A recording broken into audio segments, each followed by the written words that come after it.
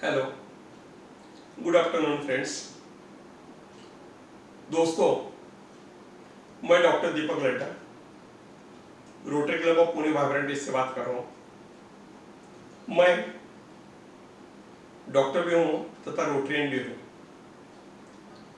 दोस्तों, रोटरी तथा समाज दोनों ये सिखाती है कि हमें समाज को कुछ तो कुछ देना चाहिए, और इसीलिए मैं आज आपके साथ कोरोना पे बहुत ही अहम बात करने जा रहा हूँ।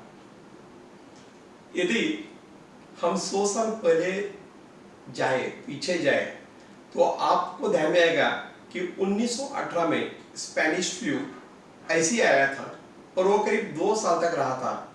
उस वक्त वो तो पहली बार आया था, लोगों में काफी परेशानी हुई थी, लोगों ने काफी दिक्कतों का सामना किया था, लेकिन धीरे धीरे लोग उससे लड़ने में कामयाब हो गए। एक बात हमें हरदम ध्यान में रखना चाहिए, जो आता है वो जाता भी है, जिसका आरंभ होता है उसका अंत होना निश्चित है।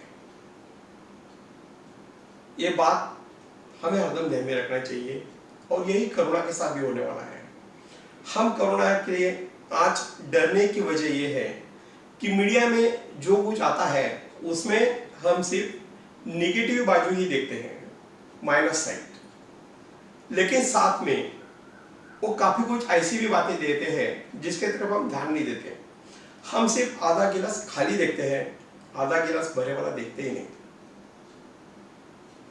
उसमें अच्छी अच्छी बातें भी दी गई है, जैसा कि कोरोना में डेथ रेट पूरे विश्व में यदि हम देखते हैं तो 2 से 5% के बीच है, लेकिन यदि आप गौर फरमाएं तो आपके ध्यान में ये भी आएगा कि ऐसे बहुत सारी केसेस है जिनके टेस्ट नहीं होते और वो ऐसे अच्छे हो जाते हैं, यानी ये डेथ रेट 1% के नीचे है। ये बात हमें ध्यान में रखना बहुत जरूरी है। मैं शुक्रिया अदा करूंगा अपने पंतप्रधान जी नरेंद्र मोदी का, जिन्होंने 23 मार्च से लॉकडाउन का ऐलान किया था, जिसकी वजह से हमारे भारत में जो केसेस दुगुने होने चाहिए उतने स्पीड से दुगुने नहीं हुए। अभी हम मुड़ जाएंगे कोरोना की तरफ। जैसा कि मैंने आपको पहले ही कहा है कि इसमें काफी केसेस अच्छी तरह से दुरुस्त हो जाते हैं। यदि हम 100 केसेस का यदि क्लासिफिकेशन करें तो उसमें मैं कहूंगा कि 85 से 90% तो ऐसे ही दुरुस्त हो जाते हैं, जिनमें एक तो कुछ सिम्टॉम्स नहीं रहते, या रहे तो बहुत ही माइल्ड सिम्टॉम्स रहते हैं। उसके बाद दूसरा उसमें सेक्शन आता है जिन्हें ऑक्सीजन की जरूरत होती है, वो एक 5 से 7% केसेस होते हैं, और तीसरे केसेस ऐसे आते हैं जो उचित ट्रीटमेंट देने के बावजूद, यानी कि ऑक्सीजन देने के बावजूद भी उनमें ऑक्सीजन बढ़ता नहीं, और वहां पे उन्हें आगे वेंटिलेटर की उसकी जरूरत पड़ती है। वैसे देखा गया तो इन लोगों को ही हॉस्पिटल में एडमिट करने की ज्यादा जरूरत है। अभी हम उस पर गौर न फरमाते ये देखेंगे कि जो पहले 85 से 90% लोग हैं उन्हें हम घर में कैसे मैनेज कर सके, क्योंकि आजकल आप जब भी बाहर जाते हो तो हॉस्पिटल में बेड ही नहीं मिलते, तो लोग परेशान हो जाते हैं। लेकिन क्या ये उचित है कि हर पेशेंट को हॉस्पिटल में एडमिट करना पड़े? बिल्कुल नहीं। दोस्तों, अभी आप ये देखो कि आपका घर कितना बड़ा है। यदि घर बड़ा होगा तो कोई बात नहीं, छोटा होगा तो हमें उस पर गौर करना पड़ेगा। बड़ा घर होगा तो उसमें आप कम से कम 2 से 3 हिस्से ऐसे बनाओ जहां पे आप घर में का पेशेंट रख सकते हो। जैसे कि माइल्ड सिम्टम्स है, जिसे सिम्टम्स नहीं है, उन्हें एक रूम में, यदि घर में सदस्य ज्यादा होंगे और थोड़े सिम्टम्स यदि ज्यादा होंगे तो दूसरे को दूसरे रूम में रखो। और यदि बाहर बेड ही नहीं मिल रहा है तो उस वक्त आप घर पे भी ऑक्सीजन देने का मैनेज कर सकते हो, किसी तो डॉक्टर के संपर्क में लेके, उसकी सलाह लेके। सबसे पहले ये ध्यान में रखो कि जब भी कोरोना का पेशेंट आपके घर में आएगा या आपके पहचान वाले के घर में आएगा तो हमें घर में 2 चीजों का रखना बहुत आवश्यक है, एक थर्मामीटर और दूसरा पल्स ऑक्सीमीटर। जब तक आपका टेम्परेचर 38 डिग्री के नीचे है तब तक कोई चिंता की बात नहीं, और जब 38.5 डिग्री के ऊपर चला जाएगा तब हमें ध्यान रखना चाहिए, घबराना नहीं चाहिए। दूसरा, पल्स ऑक्सीमीटर, जो कि आपके शरीर में कितना ऑक्सीजन है वो गिनता है।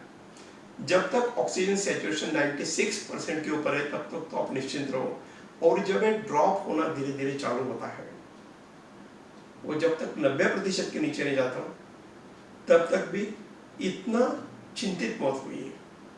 अभी हमें ये देखना है कि जब माइल्ड सिम्टम्स होते हैं, सिम्टम्स कुछ भी नहीं रहते, जैसे कि बुखार है, खांसी है, सूखी खांसी, सर दर्द है, पाँव में दर्द है, पूरा बॉडी एक है, या कभी कभी लूज मोशंस होते हैं, यहाँ तक जब तक है तब तक हम उसे माइल्ड सिम्टम्स कहेंगे, जब तक उसे सांस लेने में तकलीफ ना हो। तो इन पेशेंट्स को हम घर पे पक्का मैनेज कर सकते हैं। हमें उन्हें क्या देना है? Vitamin B12, vitamin C, vitamin D, और जो जो सिम्टम्स है उस सिम्टम्स के हिसाब से दवाइयाँ, जैसे कि बुखार होगा तो पैरासीटामोल, खांसी होगी तो एंटीटसियो, प्रोडक्टिव कफ होगा यानी जहाँ पे बलगम बाहर आता है, म्यूकस बाहर आता है, वहाँ पे साल्बुटामोल, इस टाइप हमें उन्हें दवाई देना है। सर्दी होगी तो सर्दी की दवाई, साथ में उन्हें गार्गलिंग करते रहना, जैसा कि नमक, पानी, थोड़ा नींबू, उसमें हल्दी, ये डाल के दिन में 3 बार उससे गार्गलिंग करना है हमें। उन्हें वेजिटेबल फूड ही दो, नॉनवेज मत दो। वेजिटेबल फूड में लिक्विड डाइट सबसे अच्छा, जैसे कि आप सूप दे सकते हो, और बाकी अच्छा लिक्विड डाइट दे सकते हो जो कि उसे पचने में हल्का हो, ये बातें आप दे सकते हो। उसका दिन में 2, 3, 4 बार टेम्परेचर देखो, पल्स ऑक्सीमीटर से उनका ऑक्सीजन सैचुरेशन देखो। ये पल्स ऑक्सीमीटर है, इसमें सेल उचित ढंग से डालो, या सामने ये बटन है, ये डालने के बाद इसे हमें ऑन करना है।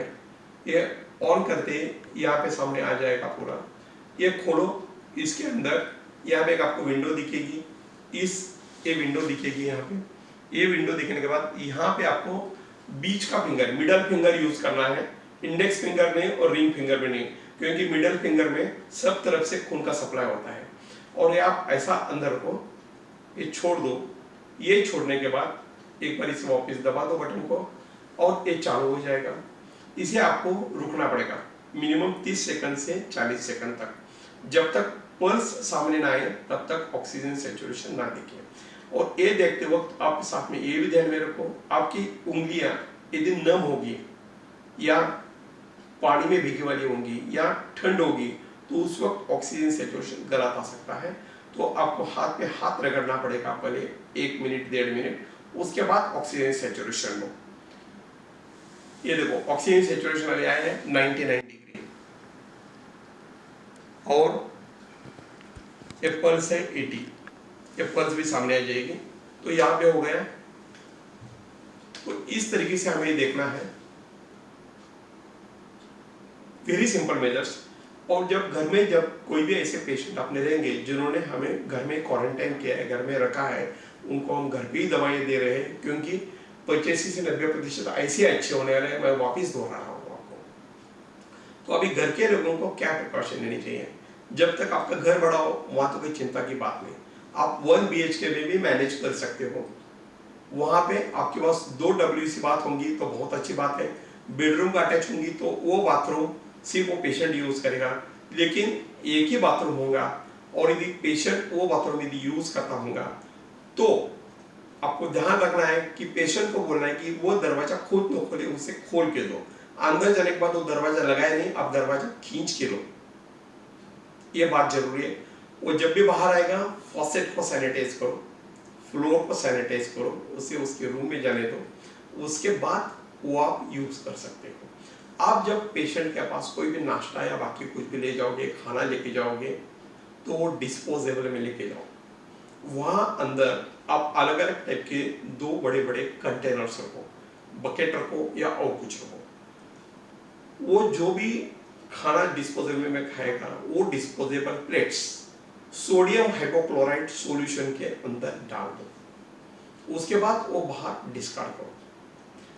आप अंदर जब जाओगे तो आपको ध्यान में रखना है कि आपको गाउन पहनना है, आपको मास्क पहनना है, आपको हो सके तो गॉगल भी पहन लो, और आपको एक फेशियल शील्ड घर पे लाके रखने हैं। फेशियल शील्ड यानी अपने आंखों के सामने एक प्लास्टिक का कवर आ जाता है पूरे फेस के सामने, इसलिए जब बात करते हैं तो मुंह में से जो सलाइवा के ड्रॉप्स निकलते हैं वो गिरे तो उस पे गिरेंगे, आपके मुंह पे नहीं आएंगे। This is best precautionary major. बाहर आते वक्त आपका गाउन वहीं पे डाल दो। पेशेंट के रूम में 5 मिनट से ज्यादा रुके नहीं। बोलने से ये वायरस ज्यादा फैलता है, इसलिए ज्यादा बातचीत भी ना करो, हो सके तो बातचीत ही ना करो। वहां पे चाहे तो एक पार्टी पेंसिल रखो, उस पर लिख के दिखाए। पेशेंट ने भी उसके जो प्रॉब्लम से लिख के दिखाए, इन्होंने भी लिख के दिखाए। उनके पास अंदर एक मोबाइल रहने दो, बाहर एक मोबाइल रहने दो। पेशेंट आपके साथ बहुत हो गया है तो मोबाइल पे बातचीत करेगा, वीडियो कॉल कर सकता है। ये बेसिक बातें हैं। अब हम जाएंगे जब ऑक्सीजन सैचुरेशन घटना शुरू होता है। ऑक्सीजन सैचुरेशन अब 90% के नीचे यदि जाना लगे तो क्या करना चाहिए। मैंने आपको पहले ये बताया कि उसे vitamin B2, vitamin C, vitamin D3 ये टैबलेट्स देने के सब बता दिया है। लेकिन अब ऑक्सीजन सैचुरेशन जब नीचे जाना लगे तो हमें क्या करना है। हो सके तो पेशेंट को नजदीकी अस्पताल में एडमिट करो, लेकिन आजकल का बेड्स नहीं मिल रहे हैं तो घबराइए मत। आप ऑक्सीजन सिलेंडर बाजार में मिलते हैं और ऑक्सीजन सिलेंडर लेके आइए। एक ऑक्सीजन सिलेंडर आप यदि घर पे लेके आते हो तो 1 महीने तक चलता है। वहां पे एक नॉब रहेगा, आप जैसे नॉब घुमाओगे उसमें से ऑक्सीजन बाहर आना शुरू हो जाएगा। ऑक्सीजन पेशेंट को देते हो 3 तरीके से दे सकते हैं। एक ट्यूब्स रहते हैं, दूसरा एक ऑक्सीजन का मास्क रहता देने का ऐसा, और तीसरा रहता है हाई प्रेशर ऑक्सीजन। लेकिन ये देते वक्त आपको आपके डॉक्टर के साथ सलाह मशवरा करना जरूरी है कि कितना लीटर ऑक्सीजन हमें कैसे कैसे देना है, उसी के सलाह के हिसाब से दो। एंटीबायोटिक देना या नहीं देना इसका डिसीजन आपके डॉक्टर साहब को लेना है।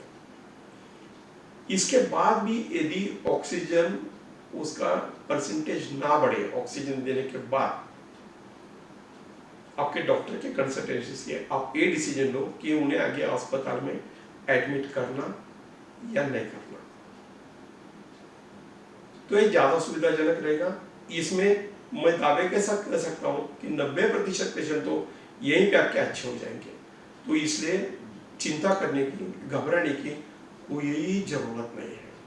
दोस्तों, मैं अभी आपको जाने से पहले सिर्फ एक बात कहना चाहता हूं। इंसान की सोच हैंडीकैप होती है, इंसान नहीं। Believe can make us and believe can break us. ये बात हरदम ध्यान में रखो कि कोरोना से हमें लड़ना है, भागना नहीं है या डरना भी नहीं है, क्योंकि इसमें ज्यादातर केसेस अच्छे होने वाले हैं। और जैसे जैसे कोरोना फैलते जाएगा वैसे वैसे लोगों में एंटीबॉडीज अच्छी तरह से बढ़ती जाएंगी, और एक दिन ऐसे भी आएगा कि कोरोना हमारे लिए फ्लू की तरह मामूली बन जाएगा। मैं सिर्फ इतना ही अभी कहूंगा कि हौसले की तरकश में कोशिश का वो तीर जिंदा रख। हार ले जाए जिंदगी में सब कुछ, मगर फिर भी जीने की उम्मीद जिंदा रख। Thank you.